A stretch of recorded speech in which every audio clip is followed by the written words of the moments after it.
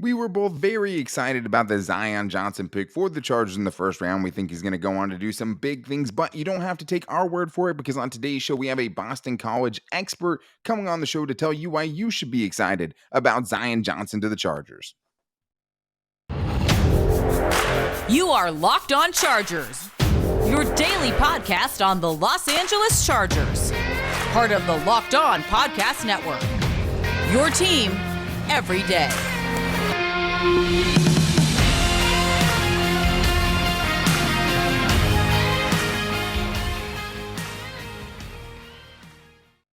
What is up, and welcome into the Locked On Chargers podcast. I'm your host, Daniel Wade, joined as always by my co-host, David Droegemeier, and we've been covering the Chargers together for over 6 seasons, and we're heading into our 5th season as the host of the Locked On Chargers podcast, bringing you your team every day. Thank you guys for making this your first listen. And on today's show, we are glad you guys are here because we have a very special guest coming on the show to talk about Zion Johnson. But to make sure you never miss the show, subscribe to the Locked On Chargers YouTube channel and also follow the show for free on all platforms wherever you get your podcast from. But on today's show, we are going to have Mitchell Wolfe on, who is a contributor to the Locked On Boston College podcast. He also does a lot of draft work and prospect work as well, but he is a Steelers fan. But he is very excited about the Zion Johnson pick, so he's going to tell us the story of how Zion Johnson got to where he was, being a first-round pick, all the special things that he brings to the table, coming from a college that really has churned out a lot of great offensive linemen, and why he thinks that Zion Johnson is going to have a long, successful career with the Chargers and protecting Justin Herbert. Maybe feel a little bit better about, the Justin Herbert's new bodyguard and keeping him upright, because we know that's goal number one for any new offensive lineman. So great interview with him coming up. And then to wrap up the show today, we heard some press conferences from Asante Samuel Jr. and Josh Palmer, two guys who I think the Chargers are expecting big things from in their sophomore season. So at the end of the show, we're going to talk about what the expectations are for those guys, with the new additions on defense like J.C. Jackson. What does that mean for Asante Samuel Jr.? Can Josh Palmer find a way to carve out more of a role for himself on offense when he still has some big dogs that have to eat as well? So we're going to get into that. But it starts here with Mitchell Wolfe. All right, guys. Well, on today's show, we have a very special guest and a very special treat for you guys, because we're going to be talking about Zion Johnson with someone who knows a ton about Zion Johnson. And we have a special guest here in Mitchell Wolfe, who's a contributor for the Locked On Boston College podcast. And for any of those who don't know, we have a bunch of great college podcasts on the network as well. So whenever we're your favorite pro team, make sure to check out if you have a college team, see if there's a Locked On show for that as well. But we have the only college host that we care about on today's show, because this is the one who's been covering Zion Johnson at Boston College, the Chargers' 17th overall pick this year. So let's go ahead and get into it here with Mitchell Wolfe. There's a ton to like about Zion Johnson. We are big fans of the pick, but we're seeing him as the fully formed product that he is now, right? There were a lot of things that had to happen for Zion Johnson to get to where he is today, and his story is actually pretty extraordinary. So what can you tell Chargers fans about how Zion Johnson got to the point where he's getting drafted by the Chargers in the first round? Sure, and thanks for having me on, obviously. So Zion Johnson's a really interesting story because he came to football kind of late. He only played 2 years of high school football. And I believe at his high school, it was a triple option offense. So offensive linemen are usually a lot smaller. They're doing Oh, a lot yeah. of different things, cut blocking, getting out in space, that kind of stuff. And he was only at about, I think, like 250 pounds in high school. And so, late football, he was actually a golfer early on in high school. That was what his big sport was. And I think he played some basketball as well. But he didn't get any offers out of high school. It was a 0-star recruit and went to Davidson, which is a D2 college in North Carolina, the alma mater of Steph Curry, actually. Yep. And so there he was playing wing T offense, so still playing offensive line, but again, very non-traditional offense. And at one point, Phil Troutwine, who is currently the offensive line coach at Penn State, comes on as I think a special teams coach. And I think he develops a connection with Zion, and eventually he's getting hired back to Boston College, which is where he was the previous years as a GA. And he says, "Hey, Zion, I think you can play at the next level. Come transfer up with me." And Zion says, "Okay." And he does that, and he's only at 275 pounds, so he's still pretty light. So they start putting weight on him over the summer to adjust up BC's offense, which is extremely run heavy, lots of man gap schemes. So you need Pro bigger style, linemen. yeah. Exactly. So they get up to 290, and the coaches are raving about him. And you kind of think, oh, it's just this D2 transfer. He's not going to play really. but he plays a lot. Like they kind of rotate him in as almost like a matchup weapon because they would bring him in and just run gap power the whole time, and he would just be pulling on every play and just absolutely killing people, and it was awesome. And so about halfway Music through to my ears. yeah, exactly. So about halfway through the year, they have a quarterback injury, so then they lean even further into running the ball, and he gets the starting job. And so he comes in the last few games of the season and just puts on absolute clinic. I think he gets second team All ACC as his first year in FBS football. Nuts. And from there, it's pretty much off to the races. Next year, new coaching staffs, they move him to left tackle because he's their best player. They just want to put him where he can do best. And Makes sense. he struggled early in the year. Obviously, he's a shorter guy. He has good arm length, but and that's just a tough adjustment. But after the first 2 or 3 games, he settles in, gets another All ACC nod. And then in 2021, moves back to left guard, his most comfortable position, and gets first team All American, first team All ACC. Just incredible player. Really scheme versatile. So really interesting guy, really smart guy. Graduated with his degree in computer science and then is finishing his master's degree in cybersecurity governance and policy.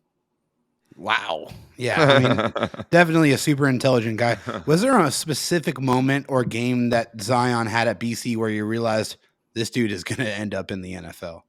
I think his first start was, I believe, against NC State, and I'm going to look at the stats. I think actually, no, I do have them up here. So he started that was his first game starting, and BC ran for 429 yards in that game. And it was almost every play that broke big was behind. And that was when they had AJ Dillon, who was an absolute monster. The as quad well. god. But yeah, exactly. So that game, he just pops off the screen because he's just pulling every play and just destroying defenders. And then I think a few weeks later, they played Syracuse and ran for 600. Sorry, they had 691 yards of total offense 2 weeks later. So, you just see him come in and the offense just completely changes. So I think that's when, okay, we have something special on our hands. And the thing about Zion is that he obviously is very powerful, but he's developed his game so much in terms of the technical refinement of it, in terms of his hand placement, his footwork, and just his ability to increase his power and his strength. Because again, like he's an undersized guy, and so he's physically maxed out now, but he is just so strong, both aggressively and passively, reactively and passively. Yeah, no, for sure. I mean, you see that, but now all I can think about is like a pulling Zion Johnson, and then like if you make it past him, you have AJ Dillon, right? Like, yeah, exactly. What a yeah, if you somehow combo. survive the first attack, right? Like it doesn't get any easier end. after that. Like that is just not. I used to play linebacker. I would not have wanted to see that. And the funny thing is, their backup, I don't think he's going to make the NFL, but their backup was David Bailey, who was 6'2", 245. That was the backup running back. So they called them the Buffalo Brothers when that was that year. So Boston College had a type.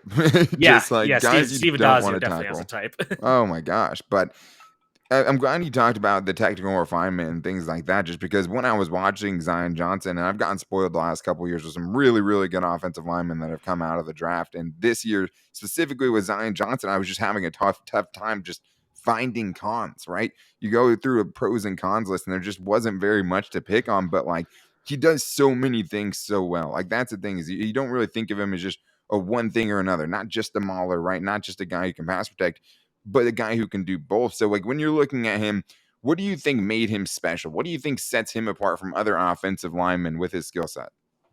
I think like I said, like the power really pops off the tape. He's Just strong. his ability to anchor and like if you just look at his lower body, like his lower body is so muscular and developed that he's just able to shut down power rushes. And that's when you're a guard, that's what you have to do. Like you have to be able to shut down big defensive tackles as quickly as possible. And once he drops that anchor, like you're not moving him. So, and I think, with all offensive linemen, there's small technical refinements you can always be making. But like you were saying, like you have to really be on your P's and Q's about knowing what offensive linemen do and what to look for, like find some refinement. It's just so like, once like, all right, maybe his hand placement could be a little lower. Maybe he could not kind of swing his elbows back before he strikes, time those strikes better. But those just flash every once in a while. Like they're extremely rare. So it's like, all right, maybe it's just, he has bad rep, and it's not a concerning point at all. But yeah, and like I said, like you see how much he cares about refining his game and being in the film room and improving the technical aspects of his game, that you watch him grow as a player from this guy who's just like a merciless puller to this guy who's, now he's playing left tackle in his own scheme. And then he moves back to guard. And it's like, all right, this guy can basically do everything, even though he's not in the most traditional offensive lineman's body. Yeah, I mean, you got to love the versatility, right? That brings to the table. I mean, when you get to the NFL level, coaches want to know, hey, what positions can you play? How many different ways can you help me out? In 2019, Boston College had another first-round offensive lineman when Chris Lindstrom was taken with the 14th overall pick by the Atlanta Falcons. What do you think it is about the BC program that allows them to produce some elite offensive line prospects? Well, I'll say this, this was under former head coach Steve Adazio, who, for all his warts, and there are many, the man knows how to find offensive linemen and develop them. Because I'll give you a sneak preview. This year upcoming, they have another guard, Christian Mahogany, who played right guard. What a And name. exactly. And I think Fit he's through going to be the just as good street. as Zion, because he's Wow. bigger and he's stronger. Like, he has even more power and pop in his hands. He's got some more technical issues to work on, but he's really good. So he's coming up down the pipeline. But yeah, I mean, BC's been O-line U for, this century. They've just been able to find, I think the thing is, like, BC is a very high achieving academic school, and generally offensive linemen are kind of your smarter guys. So I think Sure. that Yeah. when you're able to find those smart guys that are big, you can teach them how to play offensive line, and they are really receptive to coaching. And that's how you see these guys that they stick around at BC, but you see them improve their game as they spend more time there. And, like I said, Adazio has a lot of faults, but he really knows how to just teach offensive linemen how to play well and get to the NFL. Yeah, and I mean, there's a lot of different examples of them doing that. But I think the other thing too is just like the style of offense that they play obviously helps when you're talking about Mm-hmm. translation to the NFL and having those smart guys. I mean, another thing that's going to help you there is when these teams are interviewing you, especially for the Chargers, where they take such, they keep that in such a high, priority as far as, knowing players and really getting to know them and getting a feel for how smart they are and things like that. You can tell that definitely plays at the NFL level and when teams are going to have these guys in for meetings. But Mm-hmm. we do have more we want to talk to, including, hopefully helping Chargers fans feel a little bit, less stressed out about the prodigal son, Justin Herbert, now that he has a new bodyguard, and more with Mitchell Wolfe coming up right after this. Before we get back to Mitchell Wolfe, I do need to tell you guys about my favorite protein bar, and I'm talking about Built Bars. And at Built.com, there are a bunch of exciting different flavors that you can try there. And the one thing that's great about something like a Built Bar that fits on your diet is it is a protein bar that really tastes like a candy bar. Will give me, having way less calories, way less sugar, way less carbs, because most Built Bars have about 17 grams of protein, less than 130 calories, and less than 4 grams of net sugar, and 4 grams of net carbs. But when you go to built.com right now, they have a bunch of different stuff you guys can check out, including the Built Puffs, which are the first ever protein infused marshmallow with great flavors like banana cream pie and cinnamon churro. I mean, that you could stop me right there. But they also have Built granola bars with a white chocolate berry flavor, chocolate peanut butter. I love a good granola bar. I was stoked about the addition to built.com to go along with all the other great flavors that they have, like the regular chocolate peanut butter or cookies and cream or cherry barcia. But I love Built Bars. It's so nice to have something to switch it up, especially when you're on a diet, to have something that tastes as great as a Built Bar does, right? And then getting a protein bar that doesn't taste waxy, that doesn't taste chalky. You can't always find those very easily with Built.com and Built Bars. You can go and find a ton of different flavors. You get all the variety that you need. You can get a mix box so you can try a bunch of the different flavors that they have and figure out which one is your favorite. And you can even save some money since you listen to this show. You can go to Built.com and use the promo code LOCKED15 to get 15% off your order. That's go to Built.com, use the promo code LOCKED15, and you'll save 15% off your order at Built.com. All right, guys, we're back here with Mitchell Wolfe, who is an expert on all things Boston College, is a contributor for the Locked On Boston College podcast. And we have a lot of Zion Johnson questions, and I think everyone should already be feeling great about it with what we've talked about so far. But there's more things we want to talk about because, we're all very excited about what Zion's going to bring to the table. But now that he has been drafted by the Chargers, that means some things. He'll be asked to protect the prodigal son, Justin Herbert. Is there anything that you can tell Chargers fans about Johnson's ability to pass protect specifically that will show them that the franchise quarterback is in good hands? I mean, that's exactly what I was going to say. Like, he's in very, very capable, good hands. Like, I think so. I was DMing David about this earlier, that I think that he's going to be able to come in and start at left guard immediately. And I'm actually a Steelers fan, so you guys have Matt Filer, and he played right tackle in the past. So if I'm the Chargers, I'm putting Zion in at left guard. I'm moving Matt Filer to right tackle, where he played in 2018 and 2019 and played surprisingly well. Yeah. And then you put in the other guard they drafted, Jamari Sawyer, in a right guard, because even though Zion was drafted higher, he has never played on the right side of the line, whereas Salyer has played right guard even in the national championship against Alabama. And, Sure. Traditionally with your guards, you want your left guard to be perhaps the more athletic, the more mobile one, maybe the better pass protector, and your right guard to be your more powerful guard. Sure. And that's really what Salyer has in spades. Like, he is short, squat, and just is an absolute people mover. Yes. So you put him there. And I think getting him between, I think really, and then that you have a really solid offensive line across the board there. So that's what we've been saying. Yeah, I think that's why when I was like looking at fits for Zion, I was thinking, I came across the Chargers and I thought this could be good because you really solve two positions of need at once, because you solve your left guard need and you solve your right guard or right tackle need. That's what we were thinking. Yeah. And I don't know a ton about the Chargers schematically, but on the offense, but I do know that, with Justin Herbert, you're going to be doing a lot of play action and a lot of deep shots. And over the last 2 years, that was BC's passing offense. A lot of under center play action. And I think where was the stat I looked up about Justin Herbert? Chargers were the 5th most pass heavy team in the NFL in 2021. And they had the 3rd most play action dropbacks in 2021, which, again, watching BC, a lot of what they do is play action passing with moving the offensive line. And that's really where Zion has been extremely successful the last few years. So that should be very comfortable for him to step into a offense that is quite similar, but probably a little bit different, just with the skill position players that he's going to. Do you think that he'll have any problem moving to the right side though? Because that seems like it's their plan right now. So if he does have to move to the right side, even though he hasn't played there, do you still think he'll be? Obviously we know how smart he is. Do you think that'll still work out though? I mean, I think it would take maybe a little bit of adjustment period, but I mean, if they're starting him there like immediately in terms of like in rookie mini camp, like saying, all right, like we're going to play your right guard and getting him adjusted using that time, I think that would be fine. Like you said, extremely smart player. He has flipped between tackle and guard. We actually interviewed the player I mentioned earlier, Christian Mahogany, earlier this offseason, and he talked about switching from left guard to right guard. And he said it's not as hard as switching from guard to tackle, but you do have to kind of just flip your stance, and it does take a little bit of work, but at least from his point of view, it isn't the most difficult transition to make. That's good. That's definitely good to hear. If that is, in fact, what the Chargers plan on doing with Zion, I think that's still to be determined. That's what they're saying, though. I mean, at least that's what they're saying right now. It is what they're saying, but I'm still thinking that could potentially change. You're still hoping for Matt Filer, right?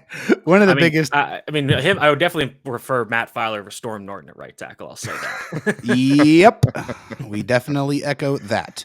One of the biggest things the Chargers could improve in 2022 is their rushing attack. I'm sure you believe that Zion will definitely help in that regard. How impressed were you with his physicality and his tenacity in the running game? That's what I've been saying, like about especially like with the gap pulling stuff. And I Chargers, like most teams these days, are lean a little more zone heavy. And I'd say Zion is still very comfortable with that. Very good working in double teams. Executing mobile for sure. Yeah, good. I mean, he had one of the best RAS testing numbers. Had 9.75 out of 10, which was, I believe, it was in the top 50 for most athletic guards of all time from the RAS scores. Let's see, it was 34 out of 1,304 guards in combine history. So you could say he's athletic, yeah, extremely athletic. So ability to get on the move, no problem. Like I said, and he is only 6'2", 312-ish, but I think that is a point where that lack of height can actually kind of help you, because you have that low center of gravity, especially with his, super developed lower body and his legs. Change of direction. Where he can get better leverage against defensive linemen and get them out of the way in the run game. And, like I said, BC, like you said, really smart players. They really run every kind of run scheme under the sun. They'll run outside zone, inside zone, duo, power, counter, trap, everything. So BC players come to the league knowing how to run NFL schemes. So he'll know exactly what the Chargers want him to do. Yeah, I mean, I think that's obviously one of the things that probably really appealed to the Chargers, seeing him in that offense, seeing him do a lot of the things that they're going to do. But one of my favorite things from a pass protection standpoint, not in the running game, was just there's some still shots of Zion Johnson just standing there blocking his dude, and every other offensive lineman is 6 yards behind him, in the arc around the quarterback, and he's just I'll be here. This anchor's not going anywhere. But let's get Mitchell out on this one. I have one more big question for him. So now that you've seen some BC prospects, I'm sure a bunch of them get drafted, and even offensive linemen especially, but some of them have worked out, obviously, just like any college, and some of them haven't. But now when you're looking at those guys compared to what we see now in an elite prospect like Zion Johnson, how confident are you that this dude's going to go be able to make that transition to the NFL and have a successful career? I feel extremely comfortable with it because I would say he has a floor pretty close to that of a Chris Lindstrom, where you just know that at the end of the day, this guy's going to play for probably 8 to 12 years, and he's going to be an above average guard every Sign year. me He'll up. probably make a good amount of Pro Bowls, might make some All Pros here and there. But if it goes, injury aside, he should just be like a really solid above average guard at the very least. And I think that's kind of what the profile in Lindstrom was too. And I think you get that out of a player because, again, he is so dedicated to his craft. He has those requisite physical gifts in terms of athleticism and physical strength. And like I said, like he is always working on getting better. So if he has a bad week, he's not gonna kind of lose his focus and be like, I can't do this. He's gonna come back and say, all right, how can I fix this? How can I prevent this from ever happening again? So he's the kind of guy that if a quarterback goes down, he's taking that personally, and I think Chargers fans are really gonna appreciate that about him. Yeah, I Yeah, mean, I think most people are already very excited.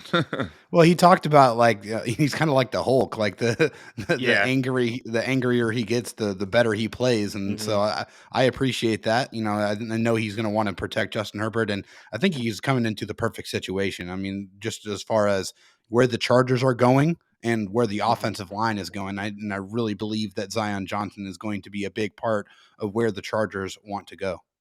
Yeah, absolutely. Well, we really appreciate Mitchell Wolfe coming on to talk about Zion Johnson. I mean, we're definitely not Boston College experts, and he definitely is. And we might have to hit him up for some Steelers stuff as well. But you guys can find him on Twitter. Make sure you go shoot him a follow at Mitchell T. Wolfe on Twitter. But Mitchell, where else can people find your work when you're writing and doing all the things that you do?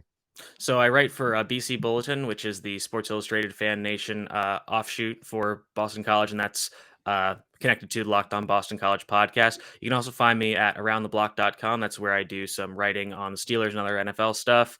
I'm also the host of the Around the Berg podcast, which is Around the Block's Pittsburgh Steelers podcast, and the Fired Up NFL Draft podcast, where we're taking a little break now that the draft's over, but that's where we were discussing all our NFL draft content. That's awesome, man. I mean, the draft stuff just keeps getting bigger and bigger, man. It really does seem like it's getting close to a full-time thing for a lot of people, just with how much buzz is always around it. But I'm hoping I see you next year at the Senior Bowl. I'm getting married this year, so I didn't get to go this year, but I'll definitely be there next year. Hopefully we can link up. But thanks for coming on the show, man, and giving us some insight into Zion Johnson. We're very excited about him. Absolutely. Thank you, guys. All right, well, I'm very excited that we got to have Mitchell Wolfe on today's show. If I wasn't already excited about Zion Johnson, which I was, I'm more excited about it now. But there's a couple of other guys I'm excited to see what they do in year two, David. And we saw that Joshua Palmer and Asante Samuel Jr. were having press conferences, and it seems like the Chargers are kind of putting out some random press conferences, whoever's around. And in this case, we're having a couple of guys who could be in store for big sophomore seasons, right? And that, even though they didn't really say a bunch of great stuff, right? They didn't have any hot takes they were putting out there, no controversial opinions or anything like that. But it did get us to thinking, what are we expecting from these two guys? Because Josh Palmer was a guy that was thought to be a huge reach and I think had a really successful rookie season given the circumstances he was kind of thrown into. And Asante Samuel Jr. for a lot of last season was the Chargers' best cornerback, better than Michael Davis, better than Chris Harris Jr.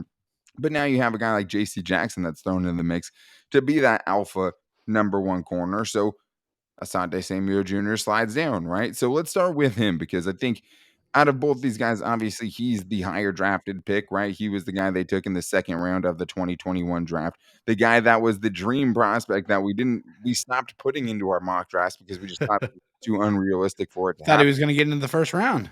100%. And then he goes out and has a very, very successful rookie season. But unfortunately, he did miss 5 games due to 2 separate concussions. That's the biggest thing. I think for him in 2022, that's the one thing you're hoping for, I think, more than anything, is just that he can stay healthy. I mean, that's just such a tough way to start your career, especially he's saying, hey, those were his first concussions, right? So we know how Joey Bosa had to deal with that and how much it kind of took out of him for a little while, especially when he got his first concussion. But it was nice to see Asante Samuel Jr. be able to get back out there. It's not like they shut him down for the season. He didn't re-aggravate it after that second one and have it get to a really dangerous area, right? It's all dangerous, but you were just really afraid that he could get another one, right? And then it's like you start questioning your football career at that point. But yeah, so talented, David. He's such a dog. We saw so many things to get excited about with Asante Samuel Jr., even in his rookie season. So what are your expectations for him going into year two? Yeah, I mean, I think just for Asante Samuel Jr., it's going to be really nice that he doesn't have to feel like he's the top dog anymore. Like doesn't have to be the number one guy, which I'm sure if you would ask Asante, he would welcome that, because that's the Sure. competitor that he is, and he always brings that. And you saw that, especially early on in the season, like he was really running through people. He was reacting and absolutely smashing dudes, getting a couple of interceptions.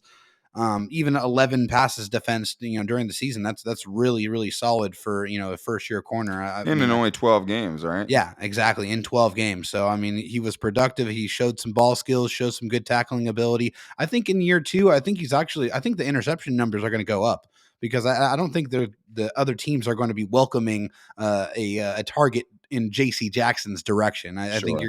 you're gonna see him, probably get the Revis treatment a little bit. And they're going to probably try to attack, any of the other corners that are on the field, which I'm sure Asante Samuel Jr. will be among them. So I think that's going to open things up for him to showcase his ball skills even more so than we saw last year. And I think we can see, a 4, maybe 5 interception season for him next year.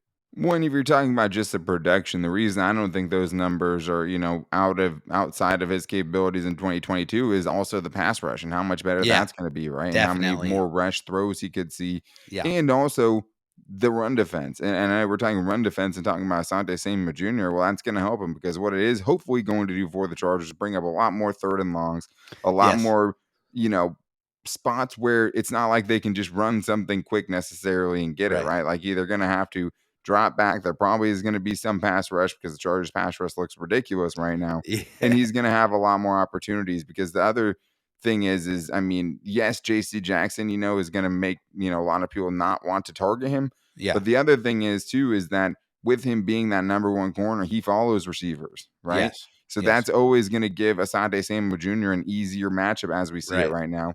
And I do think that even with the addition of Bryce Callahan in the slot, I do think with that addition, you're also seeing that the Chargers probably want to play Asante Samuel Jr. first outside, right, instead of in the corner. And, even though Michael Davis is probably physically more suited for the outside, and maybe it does shake out that way where Michael Davis is on the outside and they put Asante Samuel Jr. in the slot, I know money-wise, he's probably hoping that he can He stay on stays the on the outside, outside. because that's, Yeah. a big difference when you're talking about getting paid as a slot cornerback Yes, as opposed sir. to someone like a JC Jackson or a Jalen Ramsey or someone like that. But I think the nice thing about him, David, and what we expect to see this season is like he can do both. He might be Oh, yeah. better suited for the inside. Yeah. And so I think you're going to see a fair amount of flex with him on the inside and him on the outside. Yeah, I agree. I mean, I think that he's a guy that's already showcased that he can do that. And I feel like just with his, height, weight situation and his quickness, I think he would excel in the slot. And I think, maybe later on in his career, I mean, you could see him switch to that position at some point. But I do think that he is more than capable of playing on the outside. He showed that in his rookie season. So we have heard Brandon Staley say on many, many occasions that he is looking for players that are versatile, that can really play multiple different positions, because he wants to really play the matchup game. He wants to get the best potential secondary and defenders on the field to match up with what he thinks the offense is going to do. Yeah, and I think the other interesting thing, I mean, I have big expectations for Asante Samuel Jr. I think he fell off a little bit after that second concussion, and I think Yeah. that's a very hard thing to deal with. But I think he bounced back if he stays healthy. I'm expecting very, very big things as him, the main CB2 for the Chargers. But it was interesting that they paired these two guys because they were picked right consecutively. It was Yep. Asante in the second round, and then Josh Palmer was the first pick of the third round. Second, third round pick was Trey McKitty. But the other thing about these two guys specifically is these are the two dudes who were going at it after practice last season, even as rookies. And that's something they've been doing since they both played high school football in South Florida. These two dudes have known each other for a long time. It's a The really NFL cool factory, connection. St. Thomas Aquinas. Exactly. And both those guys, even though Josh Palmer is a Canadian, one of the 5 Canadians, these dudes have a history, and you can tell they have a friendship there and Yes. are willing to put the extra work in. But Josh Palmer is an interesting situation because I think we know that Asante Samuel Jr., at least we think, is going to be CB2 for the Chargers. Josh Palmer is wide receiver 3. And there's a lot of Yeah. things that we wanted, as far as traits that we wanted the Chargers to fill in free agency or in the draft, especially from a speed standpoint. Right. But I think one thing, is like when you're looking at did the Chargers wide receivers improve, like the Yeah. biggest thing that you can hope for, David, as far as an improvement, since there weren't a lot of additions to that room, Yeah. is that Josh Palmer can take a big step in 2022. Yeah, and I mean, I think what you saw at a Josh Palmer is the work ethic is there. I mean, this is a guy that wanted to stay after practice every single day, work with Justin Herbert, and really try to, get that chemistry going. And that was like pretty much as soon as he stepped in the building, he was trying to do that. And I think that you saw that pay dividends because later on in the season, they were really trusting him in those just ridiculously high leverage situations. And I think honestly, for me, Daniel, what really sticks out for me as far as Josh Palmer is concerned is you feel really good about what he does and what he is capable of when he is on the football field. And God forbid anything happens to your top two wide receivers. I think that you feel like you're not going to see a tremendous drop off from them to Josh Palmer. And I think that's a credit to him, credit to the work that he's put in, his mindset on always wanting to get better. And hey, he was out there 17 games, had 50 targets, 33 catches, 353 yards, 4 touchdowns, and 1 drop. Only 1 drop. The And best that's not hands of something any wide receiver last year, for not sure. something you could see about the rest of the Chargers wide receivers, but I just love that sense of calm that he brings to that room, and it really just lengthens that room and makes it a deeper room.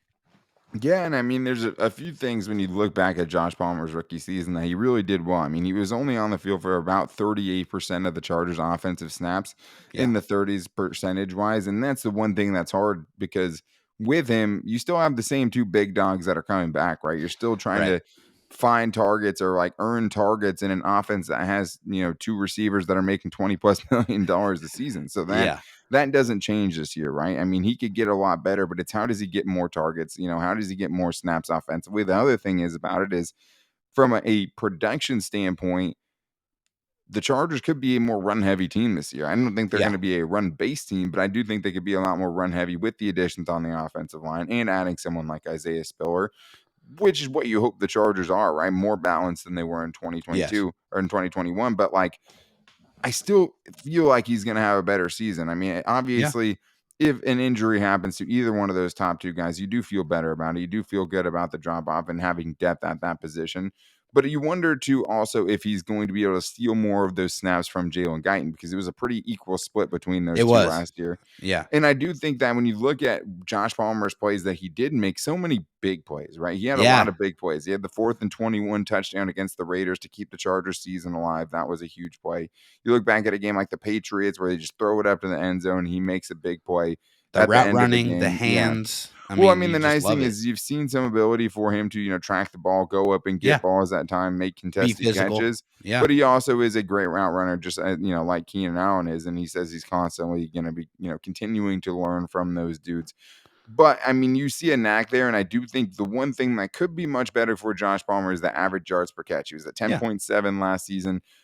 Hopefully with an improved offensive line this year, you see him, be able to make some more plays downfield because he had a couple that Herbert just straight up missed last year. Yeah. But the one thing he does, even though, he has a 4.51 speed is obviously not something that's going to, take the top off the defense by itself. But the one thing he has shown the ability to do in his first season in the NFL and in college was even with his speed, being able to separate at the deep part of the field because that Yeah. is a skill in its own. He's a great ball tracker, but Yeah. being able to find that separation deep down the field, even when you're not just outrunning guys, using the leverage, using your route running to create that space down the field, that's really all Justin Herbert needs.